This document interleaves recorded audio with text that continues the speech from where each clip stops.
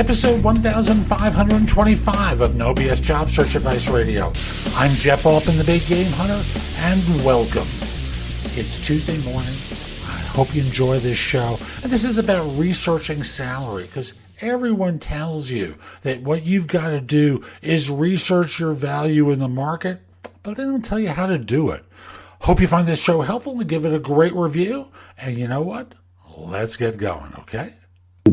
I noticed recently this, you know how it is that people always tell you that you have to research your value before you start looking for a job. But no one ever tells you how. They just say you have to find out what your value is, and they never teach you the method of doing it. So I want to teach you, for modern times, the best way to do it. Back in the Stone Ages, when I started out recruiting, you would look at ads on newspaper ads for particular positions, and you start noticing the salary ranges, and you start to take an average of these salaries and discover what your value is. But a lot of ads no longer include salary. Recruiter ads do, but sometimes those numbers are a little exaggerated because they're trying to draw people in and then talk them down.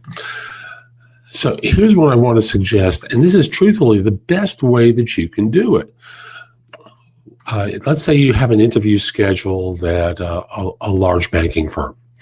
Get onto LinkedIn, look for people who are doing programming for the kind of application that you do. I'm using programming as an example. Or people who do the kind of work that you're being interviewed for, who work for that firm using keyword searches.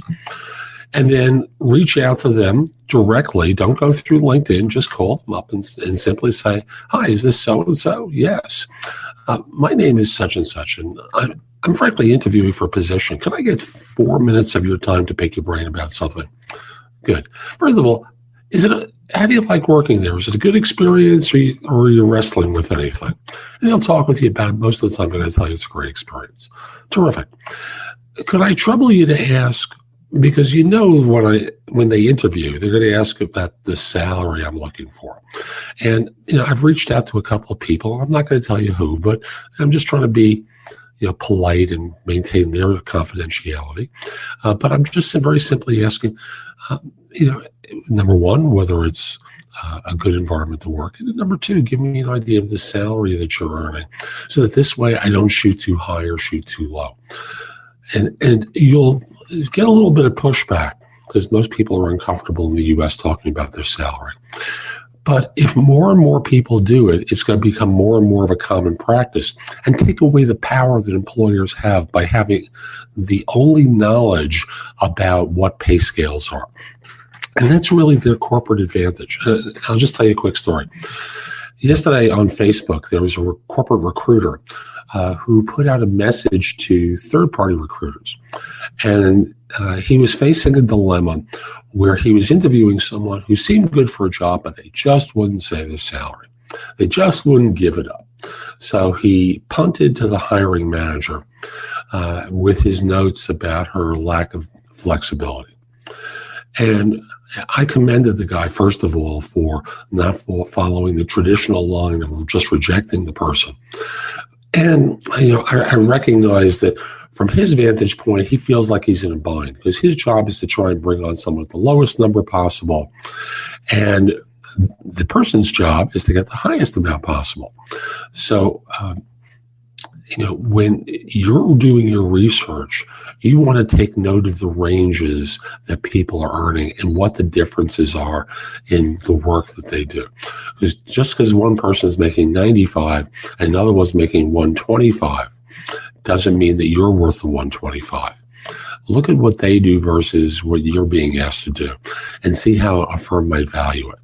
So that's today's show. I hope you found it helpful. And if you did, here are a few more ways to get more from me. First of all, visit my website, which is thebiggamehunter.us. I have more than 6,000 blog posts there that you can watch, listen to, or read that will help you find your next job. If you want the best of my advice, join JobSearchCoachingHQ.com, where I've curated information with a focus on interviewing.